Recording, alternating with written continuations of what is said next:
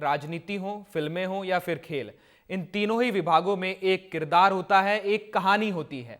हर विभाग में भारत परचम लहरा रहा है। देश के दो सबसे अनमोल रत्न विराट कोहली और रोहित शर्मा साल 2024 में टी20 क्रिकेट से रिटायर हो चुके हैं और अपने साथ दोनों खिलाड़ी फैंस के कई आंसू छोड़कर गए हैं।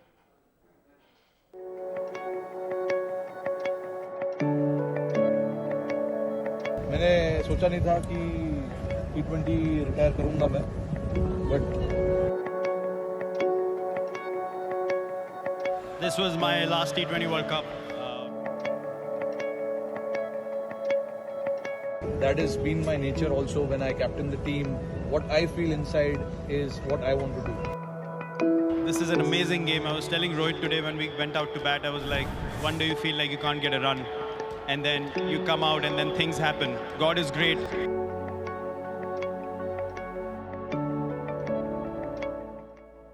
देश के दो सबसे अनमोल रत्नों में से एक विराट कोहली और रोहित शर्मा के लिए भी ये साल बेहद खास रहा। 2007 के बाद पहली बार इंडिया ने टी20 वर्ल्ड कप उठाया और 17 साल बाद रोहित के हाथ भी वो ट्रॉफी लगी जिसका वो 17 सालों से बेसब्री से इंतजार कर रहे थे।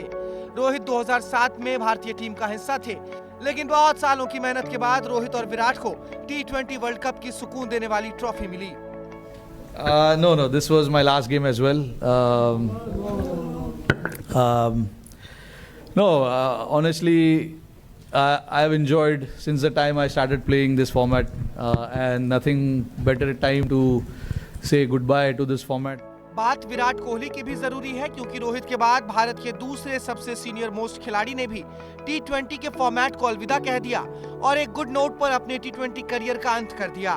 वर्ल्ड कप की जीत के बाद विराट के आंसू इस बात की गवाही थे कि इंतजार ने इस खिलाड़ी का कितना इम्तिहान लिया है। This was going to be my last T20 World Cup playing for India. It's time for the next generation to take over.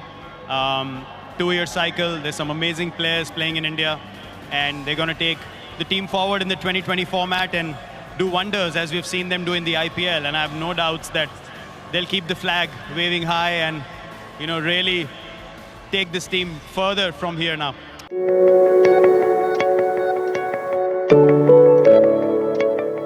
मैंने सोचा नहीं था कि टी20 रिटायर करूंगा मैं,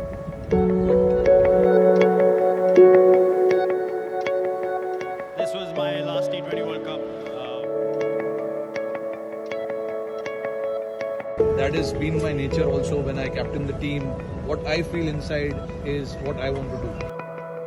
This is an amazing game. I was telling Rohit today when we went out to bat, I was like, one day you feel like you can't get a run. And then you come out and then things happen. God is great.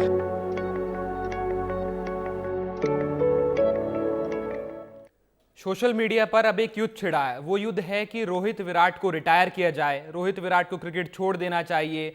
एक युद्ध है कि रोहित विराट अब cricket से दूर हो जाएं। ना ये क्रिकेटर टेस्ट मैच खेले, ना ये क्रिकेटर वनडे मैच खेले, ना ये क्रिकेटर आईपीएल खेले। लोग चाहते हैं कि रोहित विराट अब क्रिकेट से दूर हो क्योंकि उनके परफॉर्मेंस नहीं आ रही है, उनके बल्ले से रन नहीं आ रहे हैं। लेकिन 6 महीने पहले का वक्त अलग था। यही रोहित विराट थे, यही रोहित शर्मा थे जिन्होंने ऑस्ट्रेलिया के खिलाफ 92 रन बनाए थे। यही विराट कोहली थे जिन्होंने बहुत ही शानदार पारी फाइनल में खेली थी। पूरे टूर्नामेंट में विराट का बल्ला शांत था, लेकिन फाइनल में उन्होंने हाफ सेंचुरी लगाई थी। तो रोहित विराट का 6 महीने पहले का जो करियर था वो उड़ान पर था, परवान पर था, लेकिन अब उनका करियर ढलान पर है। और पूर्व दिग्गज भी कह रहे हैं कि ये दिग्गज किस काम के हैं जो ऑस्ट्रेलिया में रन नहीं बना सकते, अपने घर में रन नहीं बना सकते।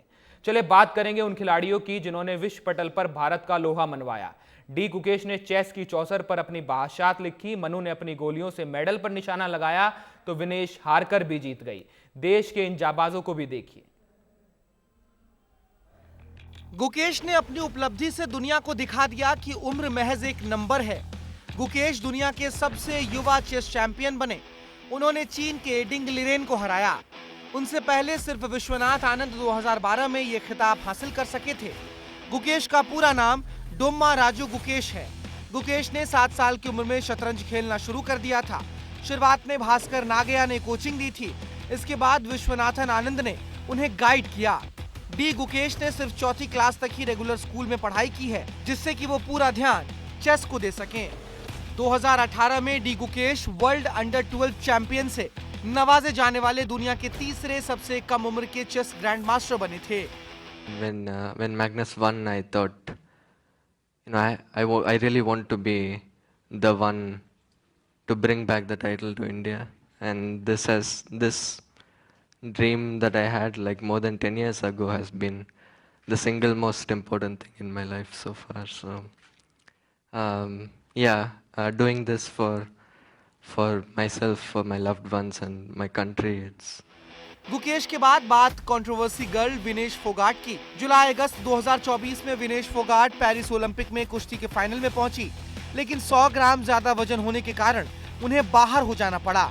इसके बाद कुश्ती से संन्यास लेकर विनेश फोगाट अक्टूबर में हरियाणा चुनाव में कांग्रेस के टिकट पर चुनाव लड़ती हैं और जुलाना से विनेश फोगाट अब विधायक बन गई हैं। बचपन से लेकर अभी तक जो संघर्ष मैंने स्टार्ट किया था, आज भी उस संघर्ष में मैं चल रही हूं और इस संघर्ष में पूरा देश मेरे साथ में कंधे से कंधा मिलाकर खड़ा रहा है। हरियाणा के भिवानी के बलाली गांव में जन्मी विनेश पहले चाचा महावीर फोगाट से ट्रेनिंग लेती थीं। 2018 में कॉमनवेल्थ और एशियन गेम्स में गोल्ड मेडल जीतकर उन्होंने देश का नाम रोशन किया। विनेश को 2016 में अर्जुन पुरस्कार और 2020 में मेजर ध्यानचंद खेल रत्न अवार्ड मिला, लेकिन दिसंबर 2023 में प्रदर्शन के दौरान सम्मान वापस लौटा दिए। कॉमनवेल्थ गेम्स में लगातार 3 गोल्ड मेडल जीतने वाली विनेश देश की पहली महिला पहलवान है। गूगल के मुताबिक 2024 में भारत में सबसे ज्यादा सर्च की जाने वाली शख्सियतों में से विनेश फोगाट का नाम शुमार है। अब बात हरियाणा की एक और बेटी मनु भाकर की। जुलाई में हुए पेरिस ओलंपिक 2024 में महिलाओं की 10 मीटर एयर पिस्टल प्रतिस्पर्धा में 2 ब्रॉन्ज मेडल जीतकर मनु भाकर इस देश की सबसे चहेती खिलाड़ी बन गईं। मनु ओलंपिक में 2 मेडल जीतने वाली इकलौती भारतीय महिला एथलीट हैं। Yes, if you put it that way, yes, I'm glad that I got 2 medals. तो ये रहे भारत के वो सितारे जिन्होंने खेल के मैदान पर भारत का झंडा गाड़ा और 2024 में देश का नाम रोशन किया। ब्यूरो रिपोर्ट, विस्तार न्यूज। विराट कोहली हो, रोहित शर्मा हो, डी गुकेश हो, मनु भाकर हो या नीरज चोपड़ा हो या उसके बाद विनेश फोगाट हो, इन सभी खिलाड़ियों ने विश्व के पटल पर भारत का परचम लहराया है और भारत के हर एक नागरिक को गौरवान्वित महसूस करने का मौका दिया है।